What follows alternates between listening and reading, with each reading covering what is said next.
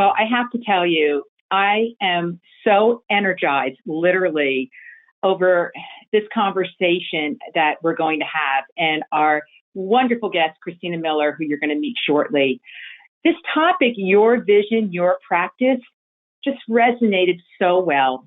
My conversations with many women and many teams, that's what we're looking at. We're looking at that vision. We're looking at that future. While at the same time, staying really focused on the why.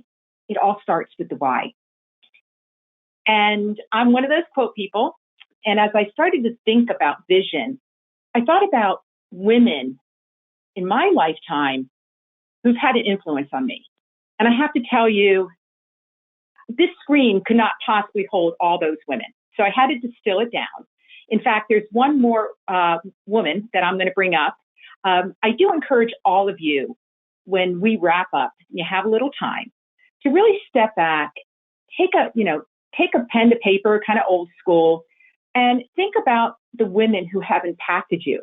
And it's pretty likely it'll be like me. The list will be pretty long, but let's get it down to 3 or 4. And I want to start with Maya Angelou. And I saw this quote and I literally laughed. I am grateful to be a woman. I must have done something great in another life. I mean, that's pretty incredible. And then I want to go over to Dolly. And Kristina and I had a wonderful conversation about Dolly, and she's going to talk about Dolly in a little more detail. But I don't know if those of you saw 9 to 5, but this woman is one of my heroes. And here's one of her quotes. I look like a woman, but I think like a man. And in this world of business, that has helped me a lot. Because by the time they think that I don't know what's going on, I then get the money and am gone. I mean, if that's not a country western song, I don't know what is. Gotta love her. And then my thoughts came to Ruth Bader Ginsburg. And she has absolutely, in my life, had such a profound influence. And I started to look for pictures of her.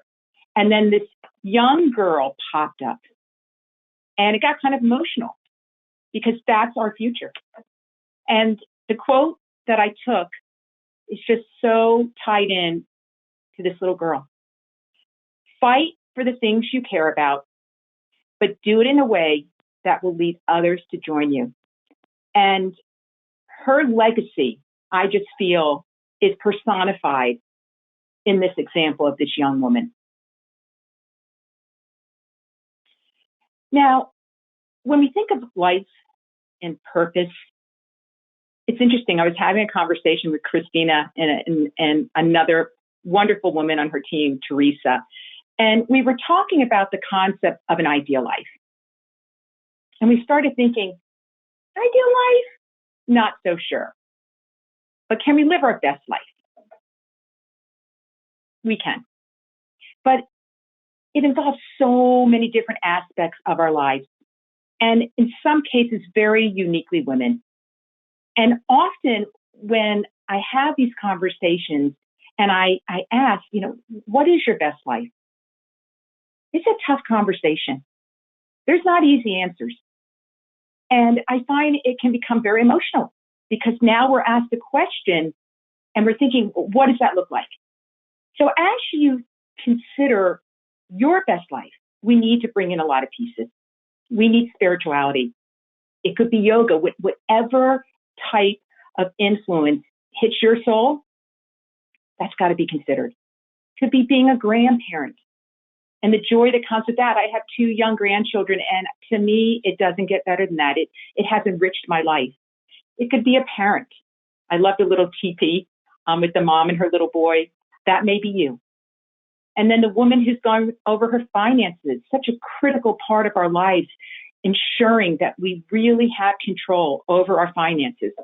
And what we also know as women, and it's generational, in the early generations, I'm 59, women frankly have been overlooked when it comes to finances, but that's changing as we know. Another part of this is also our community, where we want to give back. That's such an important part of achieving and maintaining that best life. And then I saw this picture of live and love and travel. And it seems like so much of that has been put on hold with the pandemic, but we don't want to lose sight of that. Hold, pause, but we will go back to this. We will have those dreams and those aspirations of wanting to travel. Travel could be in your own state. Travel could be throughout the United States, which is phenomenal. It can be in Canada. What a beautiful country. But we need to get back to that. And most importantly is our mental health. This is a topic that really is not discussed, and it is essential. And I believe with the pandemic, it has accelerated the impact it has had on our well-being and our mental health. And we will be talking more about these topics in the future. This got me thinking, if you really want to dream big, you gotta dig deep. And we need to think about what it is we actually want to achieve in life, both professionally and personally, because they're linked. They're like this. You can't have one without the other. And we also need to embrace that we deserve to achieve liberation and order in our lives in a really meaningful way. But equally as important is you get there, we've got to maintain it. And that takes a tremendous amount of awareness. And also, we need to accept that what we may want today will evolve over time. It's ever increasing as we become more aware. And that has a lot to do with life experience. Think in terms of all the experiences that you have, investing your past into your future. Now, I want to discuss the law of diminishing intent because, again, I think distractions are a way of life. It's coming at us from so many different directions. And what we want to stay focused on is minimizing those distractions, because the more that they take control, the more we start losing momentum. So, we get on board with something that's really meaningful to us, but then again, that law of diminishing intent where we have that passion, we want to do it, but something gets in the way and it doesn't get done. That's unacceptable, right? So we have to think, what does it take to move your vision forward, to make sure that nothing stands in the way of your success? And when you decide to start something new, be sure to ask yourself, do you really want to accomplish this goal in the first place? I'm the type of person, I see something that looks interesting, I want to be all in. But as I've gotten older, I realize sometimes I got to say no. I have to be more selective. Now, as we move from there, regardless of your vision, it's very important that you ask yourself and you're honest with yourself, am I capable of following through regardless of the challenges? These are really hard questions. These are questions you have to ask yourself. And once you've decided that your vision is indeed what you want to achieve, it's imperative that we move from intent to implement. If I focus on one thing at this part of our conversation, we have to be mindful of intent and implement.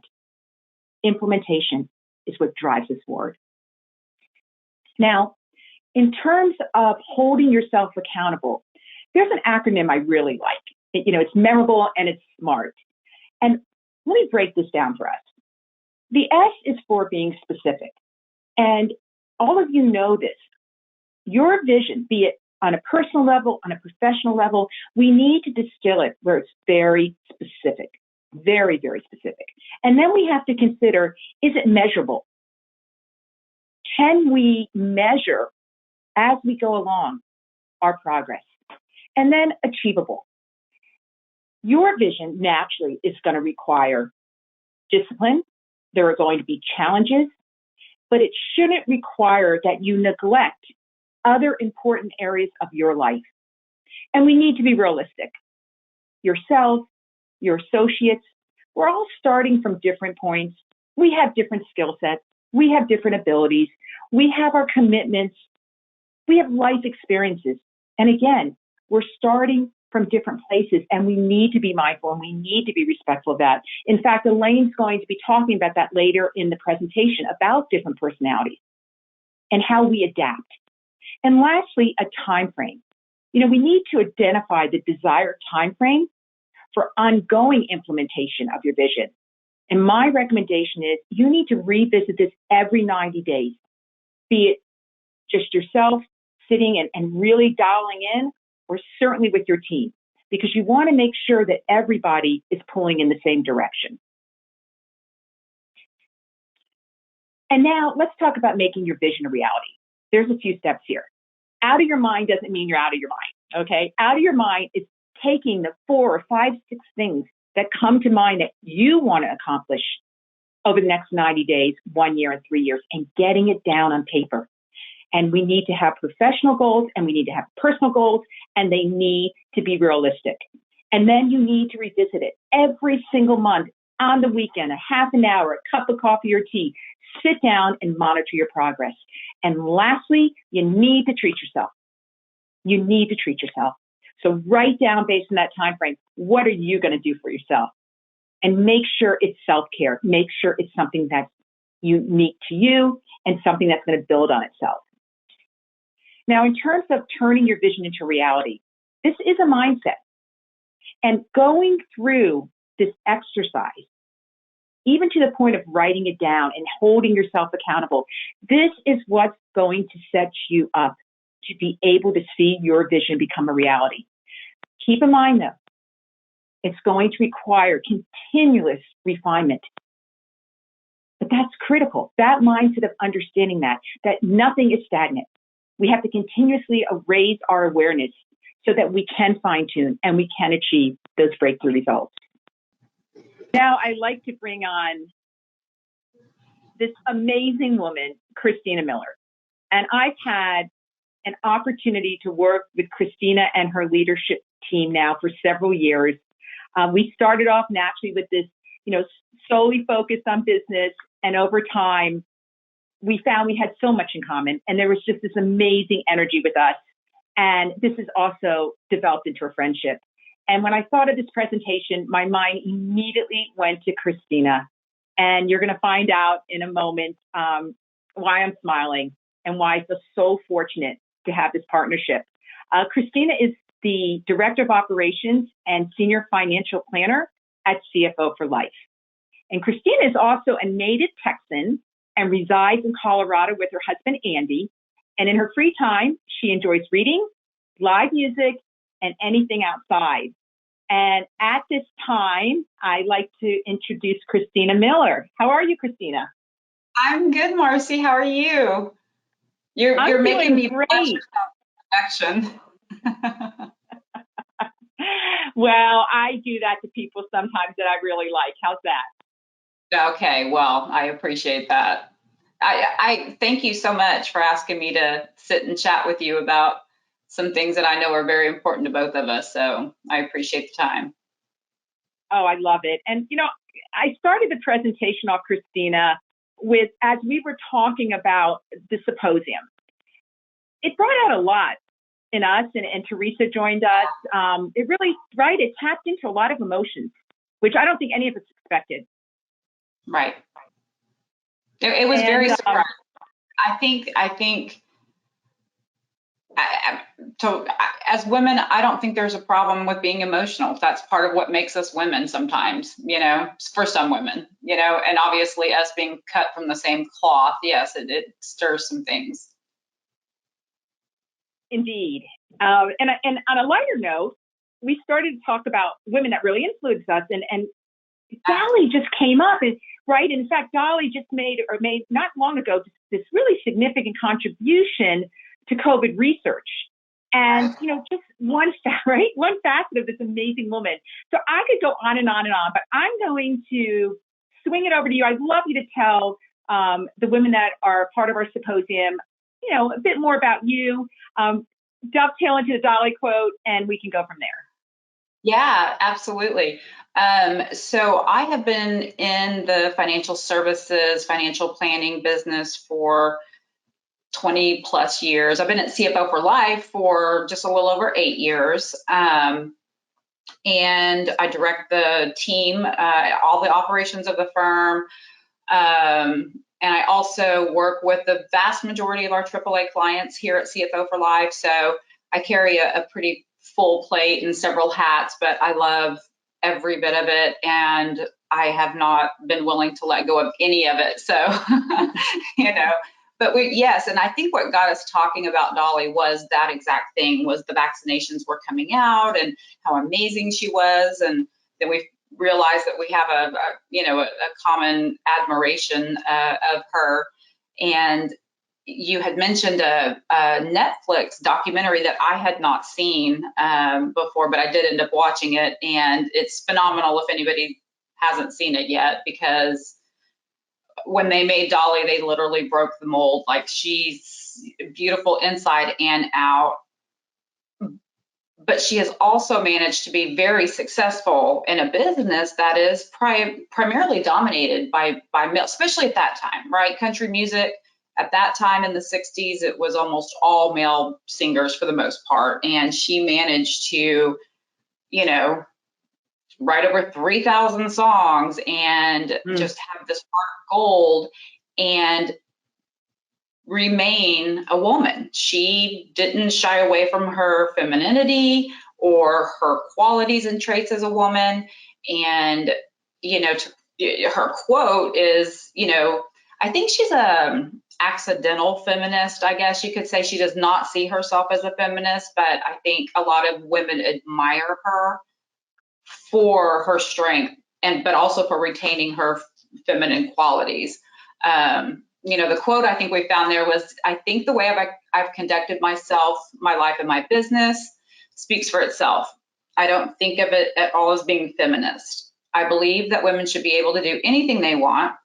I can live my femininity and actually show that you can be a woman and you can still do whatever you want. And that's just such a beautiful sentiment, right? I mean, and what is she really saying there? I mean, she's saying stay authentic, stay authentic. And I think that that's difficult for some women in a man's world. So, yeah, she's very impressive. So, Kristina, there's so many things that I could ask you. In fact, this is so me. I gave Kristina probably 10 questions to think about. And it really came down to, what has made you successful? I mean, clearly you're a very successful woman, but you also have your own unique story. And, I think everybody would like to hear that. Well, so success, I don't know exactly. I mean, I think people define that differently, but, I started out in this industry as an administrative assistant, but I always wanted to learn more. And once I realized what financial planning was about and how it helps people of all ages, of all ethnicities across the board, it was really something that called to me. And so I just started taking more classes and learning more and getting designations and getting licensed and doing all of those kinds of things, and have been very fortunate, in my journey. But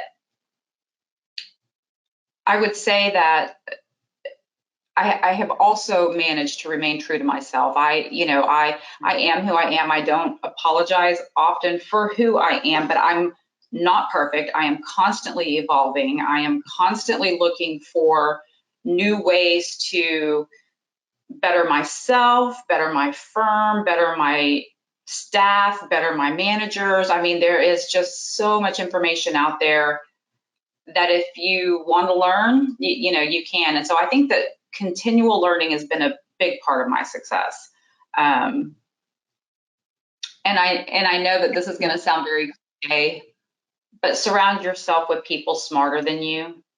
And that's not always easy to do, especially because we all have egos, right? And egos want you to feel like you know everything. And the reality is you don't know. I don't think you ever know everything. So surround yourself with people that are smarter than you. And I had two amazing women that really mentored me. One of them, I really didn't like personally. We didn't have a whole lot in common, but I knew if I stuck by her side and stayed under her wing, that there was so much I could learn because she was so good at what she did. And yeah, so surround yourself with people that can help teach you the ropes. Kristina, I want to say something. When you say surround yourself with people, Kristina, I should call it the Kristina Book Club. Kristina has had such an impact on me, and you have. And she's going to talk about a couple of these authors, but from very early on, she recommended that I start reading more. And I trusted her because we're all very busy.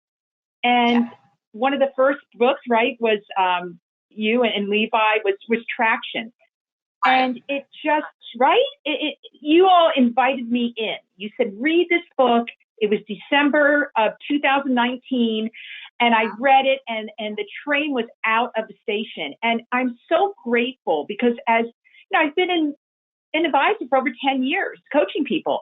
And to your point, I want to always up my game. I always want to get better and better for my clients. And you introducing me to this whole world. I mean, I kind of put the business books on hold, and she has continued to recommend. And every book she recommends to me, I just feel so enriched. So, Kristina, I'm very grateful to you. And I know I've told it to you, but I like the women who are part of this symposium to know that this is going to be another piece of what we're going to be focusing on, right? I mean, enriching ourselves through reading. So I just wanted to mention that, Kristina. You've had a big impact on me. Well, I appreciate that. Reading has always been a passion. I've read my entire life, but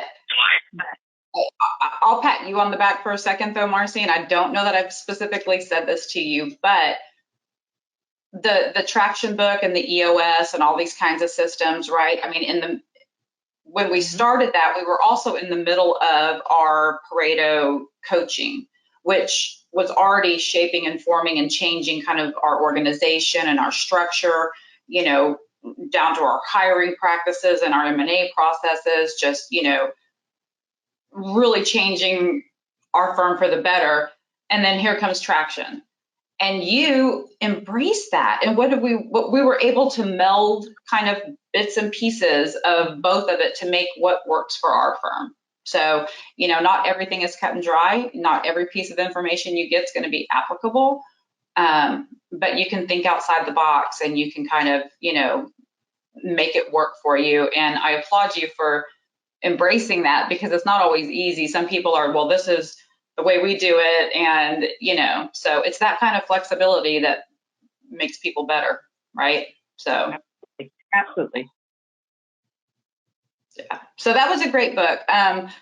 I listen to a lot of podcasts. I don't know if you listen to podcasts, but there's so much good content available free on podcasts. And that's how I found Cy Wakeman. So those of you who do not know, Cy Wakeman is, she writes a series of books called Reality-Based Leadership. And she was a game changer for me. And I had been listening to her and reading her books for, I don't know, a year or two. And then I thought, well, I'm going to roll this out to my managers, and we're going to have a little study group, and we're going to get together once a week, kind of like a little book club. And they all embraced it, and it was wonderful. And then Levi, of course, the one of the firm partners, Levi, you know, he's bought all the T-shirts and mugs, and he's got everybody. It's the drama, you know. So yeah, it's so she does a podcast also called No Ego, which I listen to religiously. Who was the other one? Oh, Adam Grant. Adam Grant. Yeah. Adam Grant. Adam Grant does a fabulous one called Workplace. Yeah, Work Life. Sorry, he's got one called Work Life, and his is really good as well. So I highly recommend anybody listen to that one too. And just read. Oh, 15 Commitments of Conscious Leadership is my new one. So I'll let you know how that one goes. What was did he interview Jane Goodall? What was that one story you were telling me? He did interview. Yes. So that's right. Sorry about that. His latest podcast, he had an interview with Jane Goodall. For those of you who don't know, Jane Goodall is the ape woman. She's studying apes for many, many, many years. But he interviewed her because he was correlating the structure and the culture of chimps and humans, and kind of seeing, are there similarities, are there differences? And it was really, really interesting to listen to them, and how much alike we are in our society, because, most males anyway, whether you're ape or human, have a desire to get to the top, have a desire to dominate.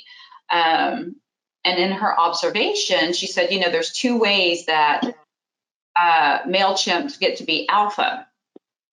One is just by sheer force, brutality, and domination, and frightening the entire, group of chimps. And they make it to alpha, but they don't last very long.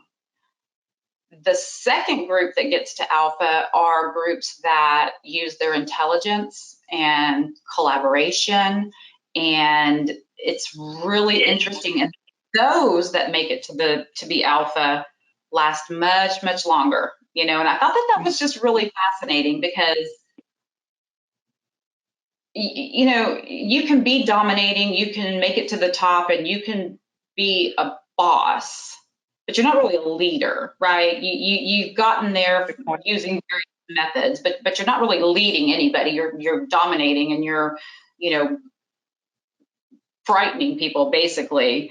But if you get to the top using your intelligence, or using collaboration, and gathering people around you that help support you, that's a whole nother, people will then choose to follow you. Now you're a leader. Now you're leading these people by example primarily, and they trust you and they follow you. And I thought that was just so interesting. And I'll say one more thing about that, because one of the other things that she said that really struck me was, women, when they were first breaking into male-dominated businesses, whether it's business or politics or whatever, they typically were doing that by trying to become more male than the males, right? They were suppressing their femininity, their natural traits as a woman. They were trying to, out-ape the men,